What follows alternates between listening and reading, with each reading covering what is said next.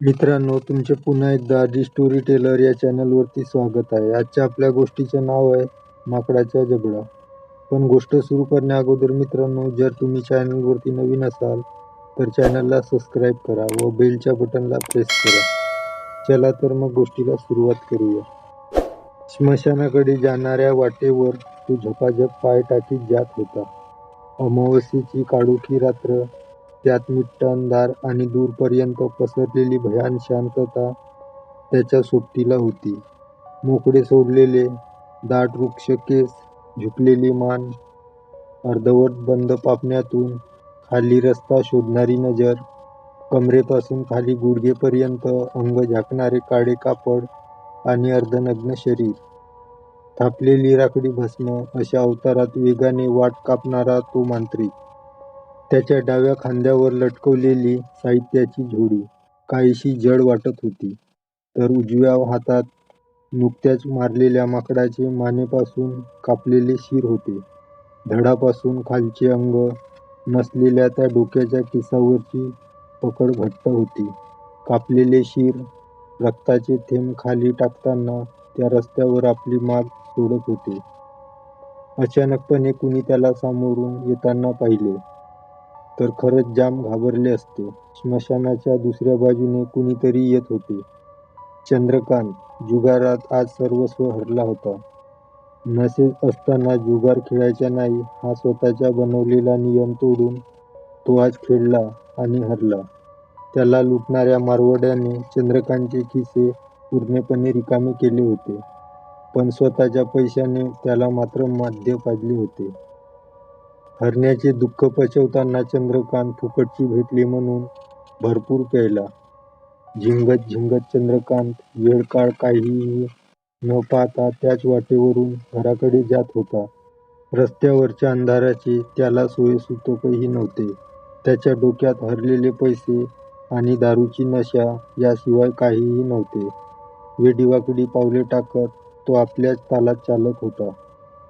त्या अंधाऱ्या वाटेवर स्मशानाच्या थोडंसं आधीच चंद्रकांत सामोरून येणाऱ्या मांत्रिकाला धडकणारच की मांत्रिकाने शीघ्रतेने आपले शरीर बाजूला केले.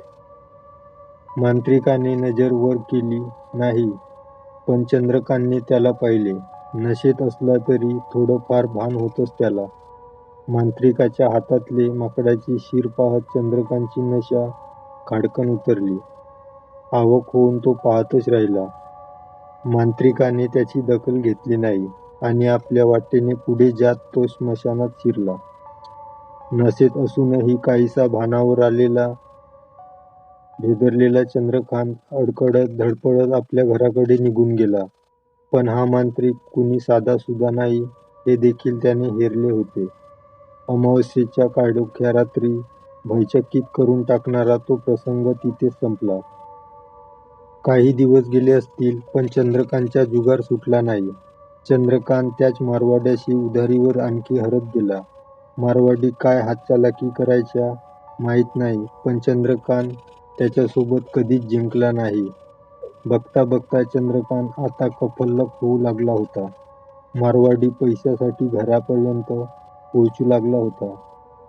मारवाड्याची नजर आपल्या बायकोवर आली आहे हे कळायला चंद्रकांत कुणी दुधखोडा नव्हता. हळूहळू चंद्रकांतच्या घरी त्याचे येणे-जाणे वाढू लागले. पण उघडपणे मारवाड्याला जाब विचारणं त्याला जमणार नव्हतं. तिथले पोलीस पाटील देखील मारवाड्याच्या खिशात होते हे तो जाणून होता. मे महिन्यातल्या टकटकत्या उन्हातली ती दुपार चंद्रकांतला तीव्र उष्णतेचा तडका देऊन गेली. दारात असतानाच चंद्रकांतला पत्नीच्या छताला बांधलेल्या दोरीवर लटकत असलेला मृतदेह दिसला आणि तो मतिकुंठित झाल्यासारखा ते दृश्य पाहतच दारात बसला. बाहेर खेळणारा त्याचा 10 वर्षाचा मुलगा जेव्हा घरी आला तेव्हा चंद्रकांत घाईघाईत उठून आत आला. पत्नीला खाली घेत त्याने टाहो फोडला. पत्नीच्या अंत्यविधीचे सोपस्कार होईपर्यंत शेजारी-पाजारी चंद्रकांतला आधार देत होते. तिच्या जाण्याने अस्वस्थ झालेला चंद्रकांत त्या वरवरच्या आधाराला भीक घालत नव्हता. आजूबाजूचे लोक आपापल्या घरी परतल्यावर उपाशी पोटी मुलाला झोपवून चंद्रकांत एका कोपऱ्यात शांत बसला होता. ती रात्र देखील अमावस्येची होती. चंद्रकांतच्या डोळ्यात सुडाची अग्नी पेटू लागली होती. चंद्रकांत त्याच्यासाठी सोडलेले कागद, त्यावर लिहिलेले मारवाड्याचे नाव चंद्रकांतच्या मनातले दुःख कमी करून त्यात क्रोध उत्पन्न करत होते. या क्रोधाग्नीला बाहेर पडण्यासाठी जागा करून देणे आवश्यक होते, नाहीतर चंद्रकांत देखील त्यात जळून खाक झाला असता. अमावस्येचा विचार डोक्यात आला तसा तो तत्परतेने उठला. त्याला मांत्रिक आठवला. हो, मांत्रिकच काहीतरी उपाय देऊ शकत होता. सरळ मार्गाने मारवाड्याशी 2 हात करणे चंद्रकांतच्या आवाक्याबाहेर होते. शिवाय मारवाड्याविरुद्ध त्याला कोणाचीही सोबत मिळाली नसती, हे देखील तितके सत्य होते. तो अघोर प्रकारचा मांत्रिक आपल्याला सूड घेण्यास नक्की सहाय्य करेल. मी त्याच्या हातापाया जोडेन, गयावया करेन, तो सांगेल ते सर्व काही करेन, पर मारवाड्याला धडा शिकवूनच दम घेईन. झोपलेल्या मुलाला तसेच घरात ठेवून चंद्रकांत त्या अंधाऱ्या रात्री घराबाहेर पडला. दरवाजा बाहेरून बंद करून तो स्मशानाच्या दिशेने भरभर जाऊ लागला. आज डोक्यात नशा नव्हती, त्यामुळे ती गडद रात्र, स्मशानाची निर्जन वाट, आजूबाजूचा परिसर चंद्रकांतच्या मनावर हावी होऊ पाहत होता. काहीशा घाबरलेल्या अवस्थेत तो पावलं टाकत पुढे जात होता.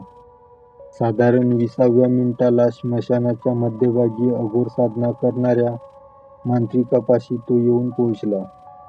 मांत्रिकाच्या आसपास मानवी कवट्या, हाडं आणि कसल्याशा प्राण्यांचे विविध प्रकारचे अवशेष पसरले होते. एका हातात मानवी सापळ्याचा पंजा घातलेला आणि डोळे बंद करून मंत्र पुटपुटणारा मांत्रिक आपल्याच तंद्रीत हरवला होता. त्या भयान अमावस्येच्या रात्रीतलं स्मशानातील ते दृश्य भेसूर वातावरण निर्मितीस हातभार लावत होतं. चंद्रकांतच्या उपस्थितीची चाहूल लागताच मांत्रिकाने डोळे उघडले. तू कोण? इथं काय करतोस? मांत्रिकाने कडक आवाजात विचारले. मी चंद्रकांत. अमावस्येच्या एका रात्री मी तुम्हाला माकडाचे मुंडकं घेऊन जाताना पाहिलं होतं. मला माहीत आहे तुम्हीच मला मदत करू शकता. सुरुवातीला घाबरत शब्दांची जुळवाजुळव करणारा चंद्रकांत नंतरची वाक्य मात्र धडाधड बोलून गेला. आपल्यावर झालेला अन्याय आणि त्यातून पेटलेली सुडाची अग्नी. चंद्रकांतने त्याला सारं सांगितलं. त्याला सूड हवा होता. मारवाड्याच्या नुसत्या नावानं त्याच्या धमन्यातून रक्त सळसळत होतं. मांत्रिकाला परिस्थिती कथन करताना चंद्रकांतच्या चेहऱ्यावर तापट संतापाचे भाव आले होते. मांत्रिकाने त्याचे सगळे म्हणणे ऐकून घेतले. बाबा, तुला मदतीची गरज आहे खरी, पण या सगळ्याला तू जुगाराचा कारणीभूत आहेस, हे विसरू नकोस. आताही मला मदत मागून तू जुगारच खेळत आहेस. उगाच या असल्या नादी लागू नकोस. याचे परिणाम तुला झेपणार नाही. जा, मागे फिर. मांत्रिकाच्या मनात सहानुभूती होती, पण चंद्रकांतला एकदा चेतावणी देणे त्याला आवश्यक होते. नाही, अजिबात नाही. मी कोणत्याही परिस्थितीत त्याला सोडणार नाही. त्यासाठी काहीही करायची माझी तयारी आहे. तुम्ही मला फक्त मार्ग दाखवा. चंद्रकांत निर्धारपणे म्हणाला. ठीक आहे, जशी तुझी मर्जी. पण लक्षात ठेव, फुकटचं तुला काही भेटणार नाही. माझ्या आजच्या विधीसाठी मला मानवी रक्ताची गरज आहे. जास्त नाही, फक्त 4 थेंब. तू माझी गरज पूर्ण कर, मी तुला मदत करेन. बोल, कबूल? मांत्रिकाने स्पष्टपणे किंमत सांगितली. कबूल. चंद्रकांतच्या डोळ्यासमोर फक्त सूड आणि सूड होता. मांत्रिकाने आपल्या झोळीतून चकाकणाऱ्या पात्याच्या 8 इंचीचा सुरा बाहेर काढला आणि चंद्रकांतला काही कळायच्या आत त्याच्या तळहातावरून त्याचं धारदार पातं उडलं. चंद्रकांतला शिरशिरल्यागत झाले, म्हणून तो हात मागे घेऊ लागला, पण चंद्रकांतने तो हात घट्ट धरून ठेवला होता. डोळे बंद करून मंत्र पुटपुटत चंद्रकांतच्या तळहातावरील रक्ताचे 4 थेंब मांत्रिकाने समोरच्या मानवी कवटीवर पडू दिले. मग डोळे उघडत प्रसन्न मुद्रेने त्याने चंद्रकांतकडे पाहिले. चंद्रकांत जीभ चावून मान दुसरीकडे वळवून उभा होता. तू माझे काम केलेस, आता मी तुला हवंय ते देतो, असे म्हणत मांत्रिकाने पाठीमागून तेच माकडाचे शिर पुढे घेतले. रक्ताने माखलेल्या चंद्रकांतचा तळहात त्यावरून फिरवत मांत्रिक पुढे बोलू लागला. नीट लक्ष देऊन ऐक.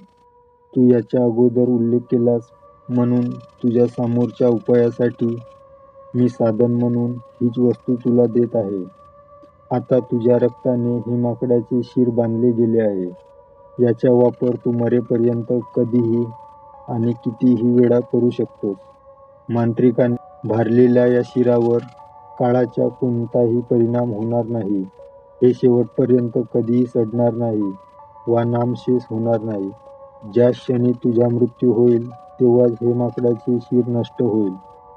चंद्रकांत लक्षपूर्वक मांत्रिकाचे म्हणणे ऐकत होता. मांत्रिकाच्या सूचना अजून संपल्या नव्हत्या.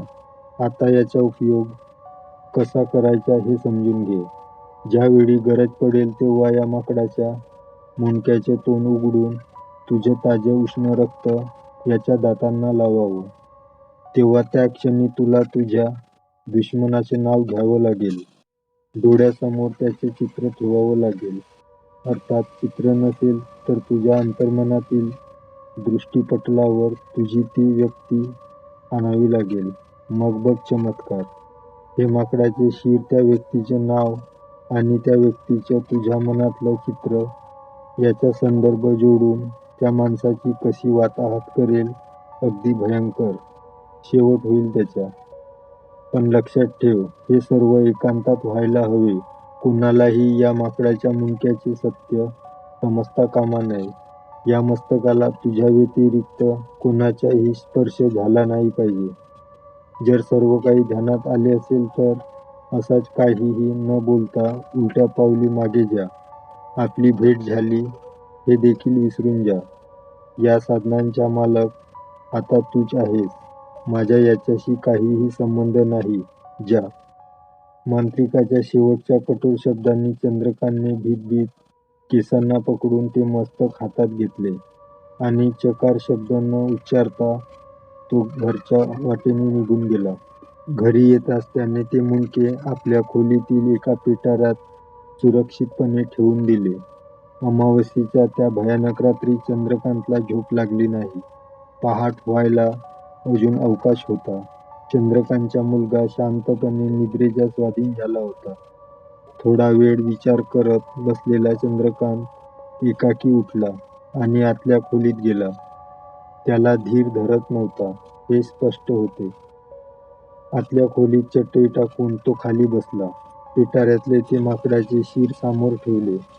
तळहातावर अगोदरच असलेल्या जखमेवर दाब देत त्याने साकळलेले रक्त बाहेर काढले. दुसऱ्या हाताच्या 2 बोटावर ते ताजे उष्ण रक्त घेतले. मारवाड्याचे नाव घेत चंद्रकांतने मनात त्याचा चेहरा आणला. समोर ठेवलेल्या माकडाच्या मस्तकाचा जबडा उघडून त्यातील दातांना चंद्रकांतने आपली रक्ताळलेली 2 बोटं लावली आणि झटका लागल्यासारखा तो फुटभर मागे गेला. ओठांपर्यंत आलेली किंकाळी मोठ्या कष्टाने चंद्रकांतने रोखली. तोंडावर हात दाबून तो समोरचे भयानक दृश्य पाहत होता. दातांना मानवी रक्त लागताच त्या माकडाच्या मस्तकामध्ये हळूहळू बदल होऊ लागला होता. त्याच्या जबड्याची हलकीशी हालचाल होत होती. आतापर्यंत मृत वाटणाऱ्या त्या मस्तकात कणाकणाने प्राण भरले जात होते. त्याचे बंद मिटलेले डोळे आता पूर्णपणे उघडले होते. लाल तप्त डोळे आणि त्यामधली भेदक नजर. अचानकपणे त्या संपूर्ण खोलीत धोक्याची वावटळ आली आणि संबंध खोली धोक्याने न्हाऊन गेली. चंद्रकांतला आसपासचे काहीही दिसत नव्हते. त्याने हात चाचपडून ते मस्तक न्याहाळण्याचा प्रयत्न केला, पण ते माकडाचे शिर जाग्यावर नव्हते. ते कधीचेच आपल्या मोहिमेवर निघून गेले होते. वस्तीतल्या सामान्य जनतेपासून फारकत घेत आपल्या श्रीमंताचं वेगळेपण जपण्यासाठी मारवाड्याने जराशा बाजूलाच आपला बंगला बांधून घेतला होता. त्या अमावस्येच्या रात्री सभोवतालच्या उंच डेरेदार झाडांनी कवेत घेतल्यासारखा तो दुमजली बंगला अंधारात झाकोळला गेला होता. बंगल्याबाहेरचे वातावरण सामसूम होते. सगळीकडे नीरव शांतता पसरली होती. मध्यरात्र उलटून गेलेली असल्याने तिथलं जीवन गोडसाखर झोपेच्या स्वाधीन झालं होतं. फक्त प्रवेशद्वाराजवळील 2 दिवे जागे असल्यासारखे पहारा देत होते. दुसऱ्या मजल्यावरच्या आतल्या शयनखोलीत झोपलेला मारवाडी जगाच्या चिंता फाट्यावर मारून गाढ निद्रेचा चक्क घोरत होता. एकुलता एक नोकर तळमजल्यातील त्या खोलीत झोपला होता. कुटुंब नावाची गोष्ट मारवाड्याच्या गणितात बसत नव्हती. आधीमधी एका रात्रीची गरज तो कधी पैसे मोजून तर कधी बळेच पूर्ण करून घ्यायचा. खोलीतले वातावरण तोपर्यंत तरी शांत आणि आल्हाददायक होते. एकाएकी मारवाड्याच्या त्या खोलीत कुबट दर्पाची उत्पत्ती होऊ लागली. काहीतरी जळाल्याचा तीव्र गंध तिथल्या हवेत मिसळू लागला. त्याला सोबत म्हणून आता काळपट धूरदेखील आपली उपस्थिती दर्शवीत ती खोली आच्छादून घेत होता. बाहेरून आलेली कुठलीशी अनामिक शक्ती भयान वातावरणाची निर्मिती करत होती. तळकाळ आपल्या मुठीत बांधून ती पाशवी शक्ती इथल्या परिसरावर आरूढ झाली होती. खोलीत झालेल्या या बदलामुळे मारवाड्याच्या झोपेत व्यत्यय येऊ लागला. श्वास घेण्यात अडथळा होऊ लागल्याने त्याने डोळे उघडले. खोलीतला तो विचित्र नजारा पाहून त्याची झोपच उडाली. हा कुबट काळपट दर्प, काळा धूर इथे कुठून आले? हे अचानक काय आखरीत घडत आहे?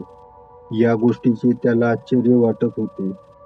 अंगावरची चादर बाजूला करत तो उठायला गेला तर खोलीतल्या एका कोपऱ्यात त्याला हालचाल जाणवली. काळ्या धुरकट वलयामधून त्याची नजर त्या कोपऱ्यावरच्या लाकडी टेबलावर गेली आणि मारवाड्याच्या चेहऱ्यावरचा रंग उडाला.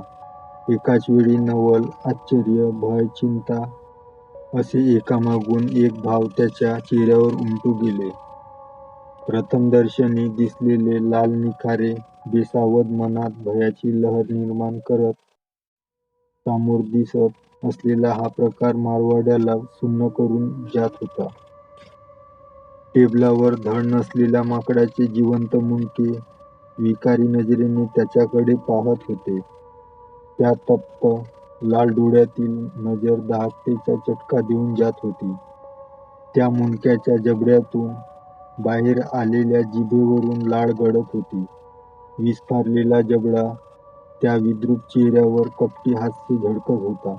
बापरे, असला भयानक चेहरा पाहताच एखाद्याचे काळीज गोठून जावे. मग मारवाडी किती काळ तग धरणार होता? त्या क्षणाला निर्बुद्ध होऊन गेलेला मारवाडी तरीही भानावर आला. डोळ्याच्या एका कोनातून दरवाजाचा अंदाज घेत त्याने तिकडे झेप घेतली. पण त्याची चपळता आणि वेग कुचकामी ठरले. मारवाडी जरी दरवाजापर्यंत पोचला असला तरी तो उघडू शकला नाही. त्याने शक्य तितकी ताकद लावून तसा प्रयत्न करून पाहिला, पण दरवाजा ढिम्म म्हणून हलला नाही. भेदरलेल्या मारवाड्याने जोरजोरात ओरडत खोलीभर पळापळ सुरू केली. तळमजल्यावरील आपल्या नोकराला ओरडून ओरडून हाका मारू लागला. हा प्रकार सुरू असतानाच त्याची नजर माकडाच्या मस्तकावर सुद्धा होती. हे नेमकं काय आहे आणि इथं काय करतेय? पुढे काय होणार आहे याची कसलीच कल्पना मारवाड्याला नव्हती. त्यामुळे त्याच्या मनातल्या भीतीमध्ये अधिकच भर पडत गेली. मारवाड्याला या प्रकाराचा उत्कर्षबिंदू जवळ आल्याची खात्री तेव्हा पटली जेव्हा टेबलावरचे ते मुंडके कोणत्याही आधाराशिवाय हवेत तरंगू लागले. त्या मुंडक्याच्या विचकणाऱ्या जबड्यातील दात एकमेकांवर आपटत विचित्र ध्वनिनिर्मिती करत मारवाड्याजवळ येत होते. वाचनाची शक्यता जवळपास धूसर झाली असल्याचे ध्यानात येताच मारवाड्याचे शारीरिक श्रम आता थांबले होते. तो एका जागेवर उभा राहून मदतीसाठी जोरजोरात याचना करत होता. पण बहुधा त्याचा आवाज खोलीच्या बाहेर जात नव्हता. नाहीतर एव्हाना त्याची नोकराने तरी तिथे यावयास हवे होते. मागे सरकत सरकत भिंतीला चिकटलेला मारवाड्याने आवंडा गिळला. आपला शेवट जवळ असल्याचे तो स्पष्टपणे पाहत होता. भीतीने इतकी गाळण उडाली होती की प्रतिकार नावाची गोष्टच तो विसरून गेला. माकडाचे ते मुंडके इतके जवळ आले होते की त्याचा तडका गंध देखील मारवाड्याला असह्य होऊ लागला होता. समोरच्या लालबुंद डोळ्यामध्ये त्याला आपला चेहरा स्पष्ट दिसू लागला होता. मारवाड्याच्या कंठातून शब्द फुटत नव्हते. आपले अंग सैल सोडून त्याने डोळे बंद केले. इतका वेळ त्याच्याशी खेळणाऱ्या त्या विद्रूप मुंडक्याने नेमके त्याचवेळी आपला जबडा पसरला आणि मारवाड्याच्या शरीराचे लचके तोडू लागला. एखाद्या हिंस्र पशुप्रमाणे ते धड नसलेले शिर आपले सावज जिवंत असतानाच त्याच्यावर तुटून पडले. तुटलेल्या एक लचक्यासोबत मारवाड्याच्या किंकाळ्या फुटत होत्या. पण त्या एकूण मदतीसाठी धावणारे आसपास कुणीही नव्हते. हळूहळू शरीरातले प्राण संपू लागले. तसं त्या किंकाळ्या थांबून मारवाड्याचे दबक्या आवाजातले कण्हे पिवळणे सुरू झाले. काही क्षणातच माकडाच्या त्या मुंडक्याने आपली कामगिरी चोख बजावली. रक्ताच्या थारोळ्यात खाली निपचित पडलेला मारवाड्याचे संपूर्ण शरीर चावून ओरबडून काढलेल्या लचके त्या मृतदेहाशेजारी विखुरले होते. खोलीतला उग्र कुबट दर्प आता नाहीसा झाला होता. त्यासोबत आलेले काळे धुकं मागोमाग गुडूप झालं होतं. मारवाड्याच्या खुनाचा कसलाही पुरावा मागे राहिला नव्हता. त्याचा शवविच्छेदन करणं संबंधित माणसाला आव्हानकारक ठरणार होतं. इकडे चंद्रकांत आतल्या खोलीत उत्सुकतेने वाट पाहत होता. एकदा बाहेर जाऊन त्याने मुलाला शांत झोपल्याची खात्री करून घेतली. मांत्रिकाने दिलेल्या साधनावर त्याला पूर्ण विश्वास होता. मारवाड्यानंतर आता अजून 1-2 जणांना पूर्ववैमनस्यातून धडा शिकवायचा होता. त्याच्या दुश्मनांना शिक्षा देण्यासाठी आता त्याच्याकडे शक्ती होती आणि तिचा वापर लवकरात लवकर करून घेण्यास तो अधीर झाला होता. काही काळ गेल्यानंतर जेव्हा आतल्या खोलीत पुन्हा वातावरण बदलास सुरुवात झाली तेव्हा चंद्रकांतने ओळखले की काम फत्ते झाले आहे. हळूहळू चंद्रकांतच्या आतल्या खोलीत तो गंध आणि धूर पुन्हा जमा होऊ लागला. एक क्षण धुरात झाकलेली खोली दुसऱ्या क्षणी पुन्हा पूर्ववत झाली. चंद्रकांत समोर पाहिले. माकडाचे मुंडके पुन्हा आपल्या जागेवर आले होते. मारवाड्याच्या रक्ताने माखलेला त्याचा जबडा पाहताच चंद्रकांत मनोमन खुश झाला. विकृत हास्यात मग्न असलेल्या त्या मुंडक्याची वळवळणारी जीभ जबड्यावरच्या रक्ताचे अस्तित्व पुसत होती. अधीर झालेला चंद्रकांत मोठ्या कष्टाने तेवढा वेळ गप्प राहिला. अमावास्येच्या त्या रात्री देखील शेवटचा प्रहर सुरू झाला. ते माकडाचे शिर पुन्हा चंद्रकांतकडे नजर रोखून पाहत होते. दुसऱ्या शिकारीसाठी त्याचा जबडा आसुसलेला भासत होता. आपले दुश्मन आणि आता मिळालेली शक्ती यात बेभान झालेला चंद्रकांत वाटच पाहत होता. मारवाड्यानंतर त्याने एकाचे नाव निश्चित करून ठेवले होते. आपल्या तळहातावरील सुकलेल्या जखमेवर पुन्हा चाकूने छेद करत त्याने रक्त काढले. एकेकाला असा धडा शिकवीन की याद राखतील साले. चंद्रकांतने दुसऱ्या हातातल्या बोटांनी ते रक्त घेत माकडाच्या जबड्यातील दातांना लावले. तितक्यात भिंतीवर टांगलेल्या चंद्रकांतच्या पत्नीसोबतच्या फोटोखाली त्याच्या पुढ्यात पडला. काच तडकली आणि अचानक घडलेल्या त्या घटनेने चंद्रकांत थोडासा बावचळत घाबरला. फुटलेल्या फ्रेममधला स्वतःचा फोटो पाहताना तो काहीसा गुरमीत म्हणाला, चंद्रकांतराव, आता घाबरायचे नाही. तू आता सर्वशक्तिमान आहेस. अगदी त्याच क्षणी त्याची बोटं चावून ओरबडली गेली. चंद्रकांत विव्हळला आणि त्याने माकडाच्या मुंडक्याकडे पाहिले. त्या विकारी नजरेत बदल घडून आला होता. जबडा पसरून त्यावरचे शवी हास्य चंद्रकांतच्या मनावर भयाचा घाव घालून गेले. आपली चूक चंद्रकांतच्या लक्षात आली, पण वेळ निघून गेली होती. बदला घेण्याच्या नादात चंद्रकांतने आपलाच घात करून घेतला होता. स्वतःचे नाव घेत त्याने समोर फ्रेममधल्या स्वतःचाच फोटो पाहिला होता. त्याच्या किंकाळ्या आतल्या खोलीतून बाहेर ऐकू येत नव्हत्या. चंद्रकांतचा देह छिन्नविच्छिन्न केल्यानंतर त्या रक्ताळलेल्या मस्तकाच्या ठिकऱ्या उडल्या आणि तो नष्ट झाला. बाहेरच्या खोलीत त्याचा मुलगा अजूनही शांत झोपला होता. मित्रांनो, ही गोष्ट तुम्हाला कशी वाटली? लाईक व कमेंट करून नक्की सांगा. व चॅनलवरती नवीन असाल तर चॅनलला सबस्क्राईब करा. भेटूया अशाच एका नवीन गोष्टीसोबत.